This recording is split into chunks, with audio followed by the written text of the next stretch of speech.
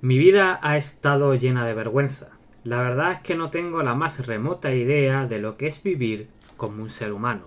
¿Qué tal estáis? Soy Héctor, ya sabéis que ando casi todos los días leyendo, dejándome la vista para traeros resúmenes de calidad de grandes obras de la literatura universal española y algún que otro ensayo. Hoy os traigo Indigno de ser humano del escritor japonés Dazai, Osamu Dazai. Lo voy a poner aquí para que se vea bien.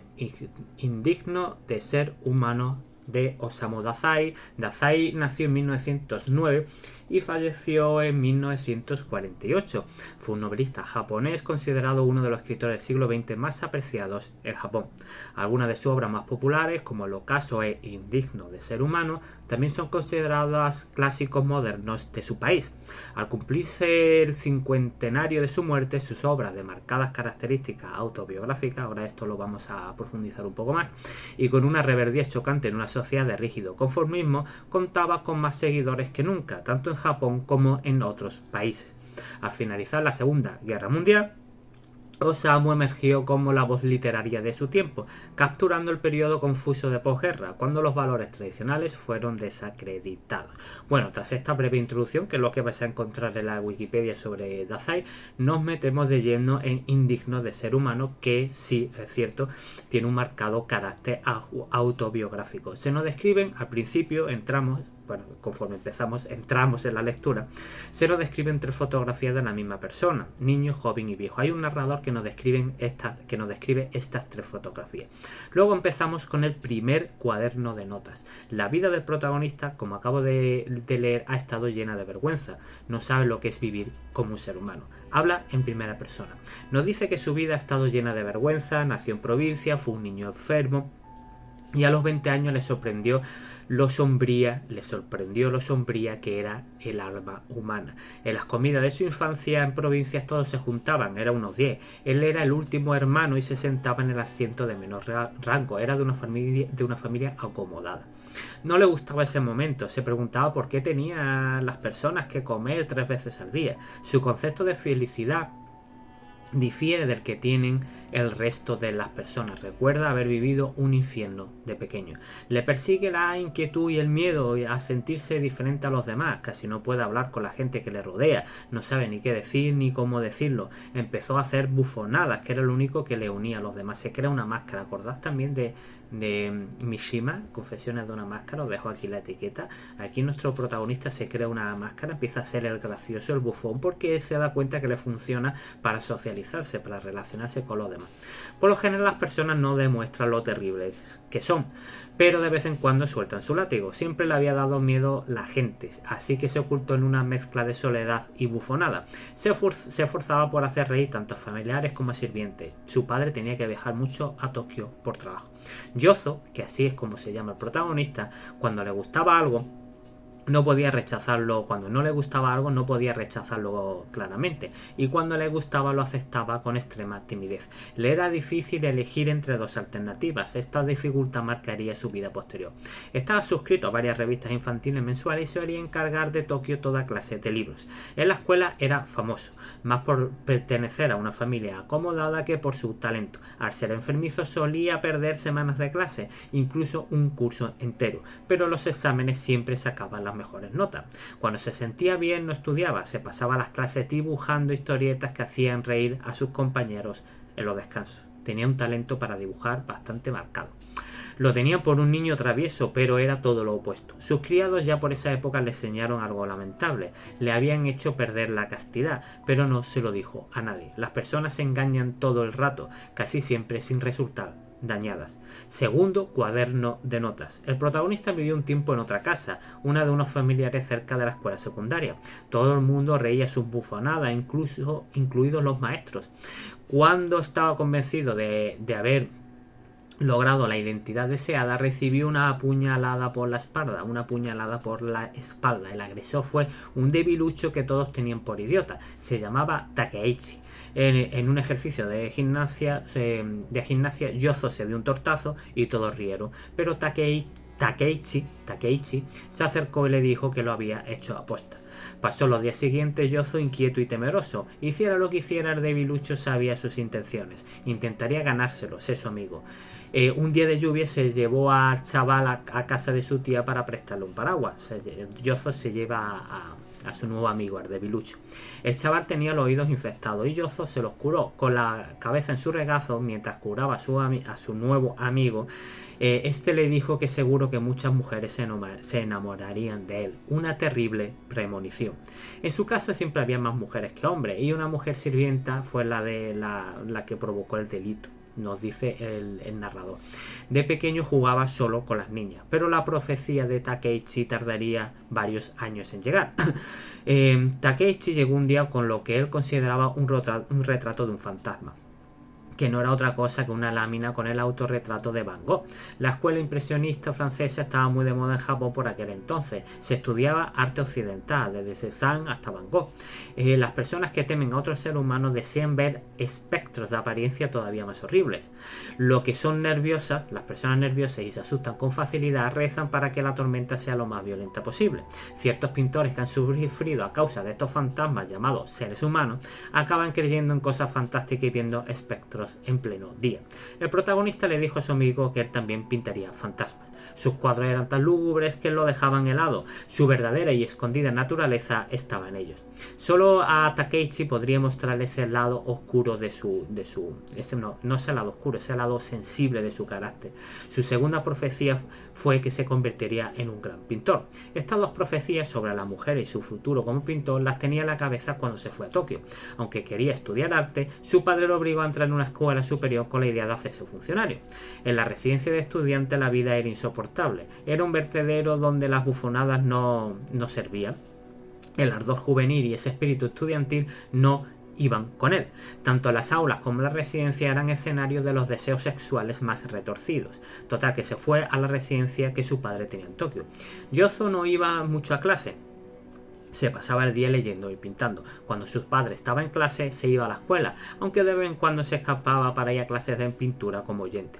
Junto con esas clases también conoció el alcohol, el tabaco, las prostitutas, las casas de empeño y el pensamiento político de izquierdas, a través de uno de sus compañeros. O sea, todo esto lo conoció a través de uno de sus compañeros. Este compañero se llamaba Horiki, 6 años mayor que él. Había estudiado, su nuevo amigo, arte, solo vivía para divertirse y Yozo solo se relacionaba con él como compañero de fiesta. Yozo no se desenvuelve bien en Tokio, tenía miedo de casi todo, y Horiki en cambio se desenvolvía bastante bien y con poco dinero. El tabaco, el alcohol y las prostitutas se convirtieron en una vía para liberarse del miedo a los seres humanos. Empezó a sentir que cada vez más mujeres se sentían atraídas por él. Horiki se lo hizo ver. Horiki lo llevó un día a una reunión del Partido Comunista. Yozo pensó que la sociedad humana no era solo economía. En el fondo acechaba algo misterioso. En las reuniones solo se decían obviedades, así que empezó a hacer bufonadas y se convirtió en un compañero imprescindible.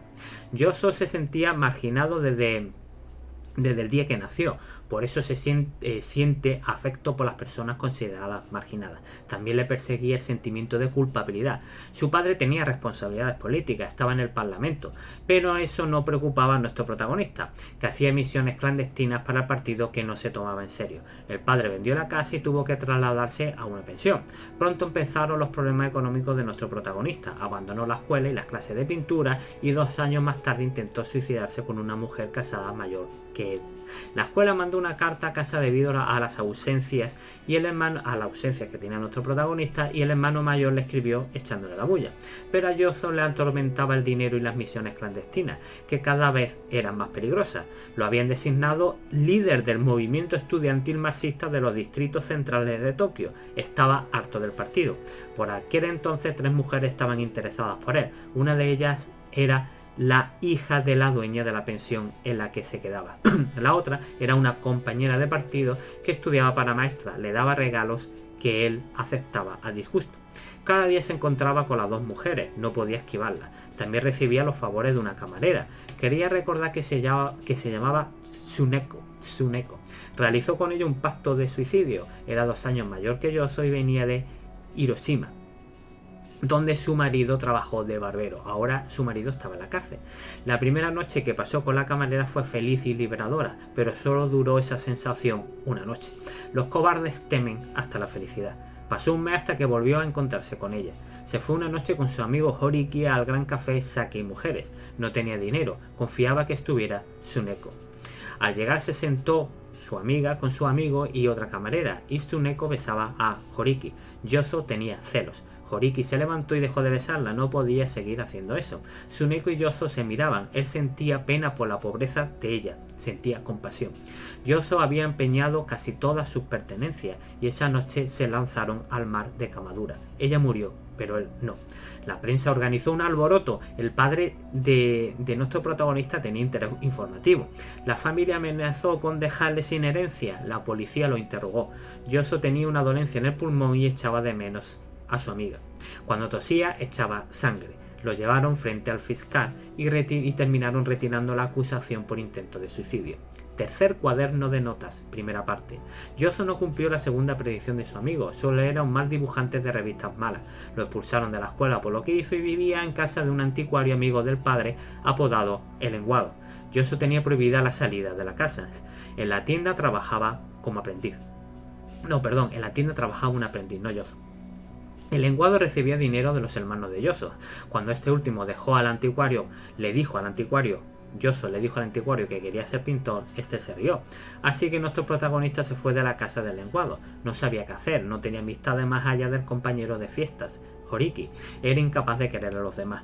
Fue a casa de su amigo, vivía con su madre y llegó una mujer. Trabajaba en una revista e iba por una ilustración que le había encargado a Horiki.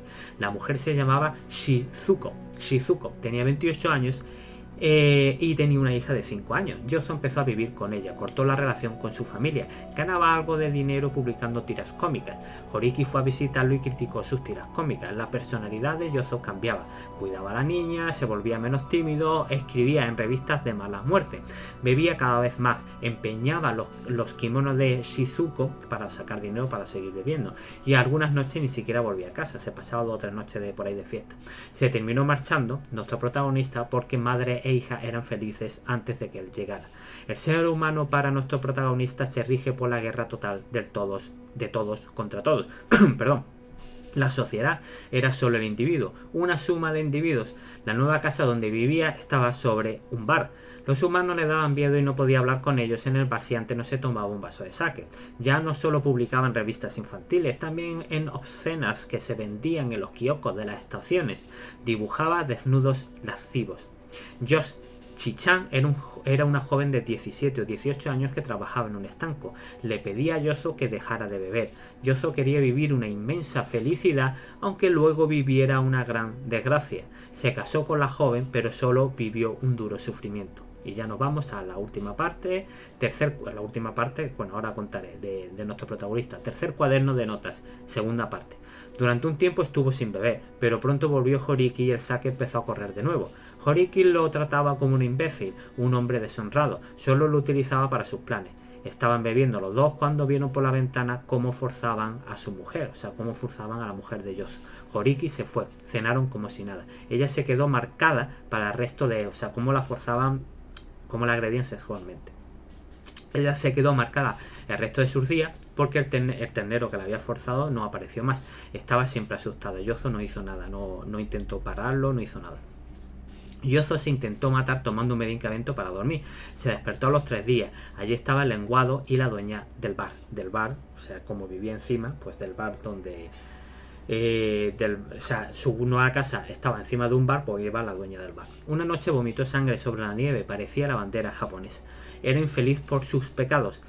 Una farmacéutica le recomendó morfina para que dejara de beber. Lo hizo, pero se volvió adicto a la morfina. Total, que lo terminaron internando en un manicomio. A los 3 meses su hermano mayor lo sacó. Compró una casa para que nuestro protagonista sanara en mitad del campo. Pasaron 3 años y cumplió 27. Aparentaba más de 40. Y entonces ya nos vamos al epílogo. En el epílogo, 10 años más tarde, estos cuadernos son dados a un tipo en un bar por la patrona del bar que había conocido a Yozo. Era la dueña del bar que hablábamos antes. No se sabe si nuestro protagonista murió o no. Entonces el narrador del epílogo es el mismo que os contaba al principio, que estaba hablando de 3 fotos de un niño, de una persona adulta y una persona un poco más envejecida. Esa misma persona es la que habla en el epílogo. Bueno, y con esto terminamos. indigno de ser humano de Osamu Dazai. Una novela muy cortita, 120 páginas, más o menos 124 páginas. Y bueno, pues podéis ver cómo es la degradación y la bajada a los infiernos de una persona como consecuencia de, bueno, sus problemas, sus adicciones y, bueno, etcétera, como he ido contando. Por favor, dale a like si te gustó el vídeo, reparte todo vuestro amor, compartiendo todo tu amor compartiendo este vídeo con amigos y familiares, y por favor suscríbete a mi canal porque así me ayudas a crecer. Muchas gracias y hasta la próxima.